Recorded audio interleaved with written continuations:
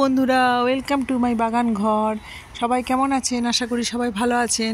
আমি এই নভেম্বর মাসে একটা চন্দ্রমল্লিকার ছোট্ট টিপস আপনাদেরকে বলতে এসেছি, যেটা করলে এই শীতে চন্দ্রমল্লিকা একদম ঝাঁকালো এবং ছোট্ট একটা ফুলদানির মতো লাগবে।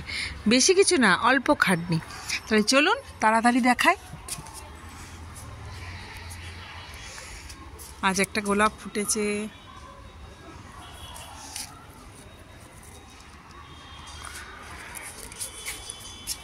চন্দ্রমল্লিকার যেটা বলছিলাম আমি, এটা হচ্ছে এই চন্দ্রমল্লিকার চারা তো এখন তৈরি করার সময়, আর ঠিক এই সময় অনেক কুঁড়ি চলে আসে চন্দ্রমল্লিকাতে। দেখুন আমার কাছেও অনেক কুঁড়ি চলে এসছে।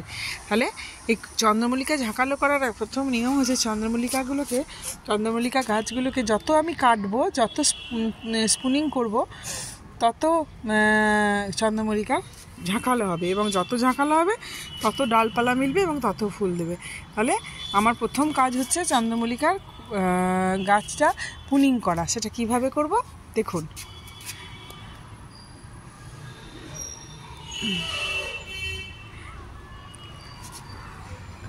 আমার প্রত্যেকটি চন্দ্রমল্লিকাতে কুঁড়ি চলে এসছে, কিন্তু আমি এখন নেব না। এই যে প্রত্যেকটি চন্দ্রমল্লিকাতে আমার এরকমভাবে কুঁড়ি চলে এসছে। এটা আমার দ্বিতীয়বার পুনিং হচ্ছে, এর আগেও আমি করেছি।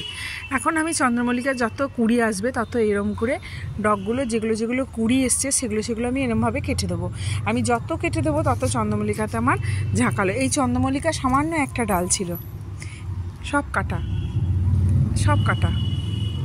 যত কেটে দেবো তত চন্দ্রমল্লিকাতে কুঁড়ি আসবে, তত চন্দ্রমল্লিকা ঝাঁকালো হবে। তাহলে এখন আমি চন্দ্রমল্লিকা কিছুতেই নেব না। প্রত্যেকটি চন্দ্রমল্লিকাতে এখন কুঁড়ি চলে এসছে। এরকমভাবে আপনারাও যদি চন্দ্রমল্লিকাকে স্পুনিং করে দেন, কেটে দেন হালকার ওপরে, খুব চাপ নয়, হালকার ওপরে যদি কেটে দেন, তাহলে প্রত্যেকটি চন্দ্রমল্লিকা যেখান থেকে পুনিং করবেন সেখান থেকে সুন্দরভাবে আবার কুঁড়ি আসবে, এই চারিদিকে ডালপালা মিলবে। এইটা হচ্ছে চন্দ্রমল্লিকা ঝাঁকালো করার এটা হচ্ছে প্রথম কাজ।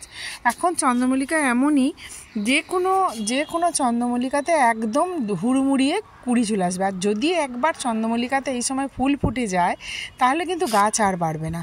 এই জন্য 2 রাউন্ড আমি এই আগে একবার কেটেছি, আর এই একবার আমি করছি, আর কিন্তু কাটবো না। এবার যে কুঁড়িগুলোতে আসবে সেগুলোতে ফুল আসবে দেখবেন। আমার এগুলো কিন্তু আগের বছরের চন্দ্রমল্লিকা। আর অল টাইম চন্দ্রমল্লিকার এই শুকনো পাতাগুলো ছাড়িয়ে দেবেন। এই শুকনো পাতাগুলো ছাড়িয়ে দিলে গাছটা খুব সুন্দর হয় এবং ঝাঁকুমুকু হয়, খুব ভালো হয়। চন্দ্রমল্লিকা কিন্তু এমন একটা গাছ, 1 মাসে যত্ন করলেই ফুলটা দেবে।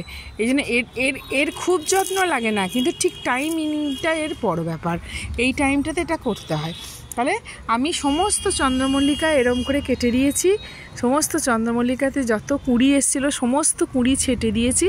আর একটা কাজ করি, চন্দ্রমল্লিকার গোড়াগুলো, যেহেতু চন্দ্রমল্লিকা প্রচুর শেকড় বিস্তার করে, আর এই তো ছোট্ট পাড়ার টব, এই টবটাতে তো এইটুকুনি টবেতে এত বড় একটা চন্দ্রমল্লিকা হবে, তার তো শেকড় মেলার জায়গা থাকতে হবে। তার জন্য কী করতে হবে, 4-5 দিন পর চন্দ্রমল্লিকার গোড়া খুঁড়ে দিতে হবে। খুঁড়ে দেওয়ার পরে কী হবে, পুরনো শিকড়গুলো সব ছিঁড়ে গিয়ে আবার নতুন শিকড় বার করার জায়গা পাবে। যত নতুন শিকড় বার করার জায়গা পাবে তত কিন্তু চন্দ্রমল্লিকা ঝাঁকালো হবে এবং সুস্থ সবল হবে। আর এই সময় চন্দ্রমল্লিকাতে প্রচণ্ড পোকা লাগে, প্রচণ্ড জাপ পোকা লাগে। আমারও লাগে জাপ পোকা, এবং জাপ পোকার জন্য এখানে ওষুধ স্প্রে করতে হয়। যে কোনো ওষুধ, যেমন কাকা, উস্তাদ, এগুলো নিম অয়েল, এগুলো দেওয়া যেতে পারে। অনেকে বলে শার্প, আমি শার্প দিই না, কারণ শার্প খাট জাতীয় জিনিস, তাতে গাছের ক্ষতি হয়, ওই জন্য আমি ওটা দিই না। এবার এই জিনিসটা খেয়াল রাখতে হবে। আর চন্দ্রমল্লিকায় আরেকটা ব্যাপার, সেটা খুব মাস্ট জানা দরকার। চন্দ্রমল্লিকা গাছে এমনিতেই খুব একটা সুন্দর সেন্ট থাকার জন্য পোকারা আকর্ষণ করে। এই জন্য বিকেলের দিকে চন্দ্রমল্লিকাতে কোনো সময় জল দিতে নেই। বিকেলের দিকে জল দিলেই যত যে সমস্যাগুলো হয়, মাটিতে পোকা হয়, মাটির পোকাগুলো এসে আবার এতে জড়ো হয়, দিয়ে গাছ নষ্ট করে দেয়। এই যে আমি আপনাদের সঙ্গে কথা বলতে দেখাচ্ছি, আমার প্রত্যেকটি গাছে কুঁড়িতে একদম ভরে গেছে। দেখতে পাচ্ছেন, প্রত্যেকটি গাছে কুঁড়ি হয়ে গেছে। এই কুঁড়ি সমস্ত ভেঙে আমি কেটে দিলাম, দেখে যত যেখানে আছে। এই আমার কিন্তু এবারে চন্দ্রমল্লিকা একটাও কেনা না, সব আগের বছরের চন্দ্রমল্লিকা। আমি ডাল মাচিয়ে রেখেছিলাম, কোনটা কী কালার এখন জানি না, তবে আগের বছরে যা ছিল সেগুলোই হবে নিশ্চয়ই। সেই আমি সারা বর্ষার সময় অনেক প্রচুর চারা করেছিলাম এবং সেই চারা থেকে আমি চন্দ্রমল্লিকা করেছি। এবার আমি চন্দ্রমল্লিকাগুলোকে কেটে কেটে কেটে কেটে ঝাঁকড়া করছি। এই চন্দ্রমল্লিকার কিন্তু সম্পূর্ণ তৃতীয়বার পুনিং করেছি এর কুঁড়ি এই নিয়ে তৃতীয়বার আমি কাটলাম, আর কিন্তু কাটবো না। আমি যা কুঁড়ি কাটার কেটে দিয়েছি, এবার শুধু কাজ হচ্ছে আমার খুঁড়ে দেওয়া। একে আমি খুঁড়ে দিই, খুঁড়ে যত দিই তত গাছটা সুন্দর ঝাঁকালো হয় এবং বড় সড়ো হয়। এইটা আপনারাও করবেন। আর চন্দ্রমল্লিকা গাছ তো খুব যে সেনসিটিভ গাছ তা তো না। চন্দ্রমল্লিকা গাছে ইউরিয়া, লাল পটাশ এগুলো দিলেই গাছ চচ্চর করে বাড়বে। তবে আমি বলি কি, নভেম্বরে কোনো রকম কোনো সার না দেওয়াটাই ভালো, কারণ চন্দ্রমল্লিকাকে নভেম্বরে যদি কোনো রকম সার দেওয়া হয় এত বেড়ে যাবে এবং ফুলটা টাইমের আগে দেবে এবং বেশি দিন থাকবে না।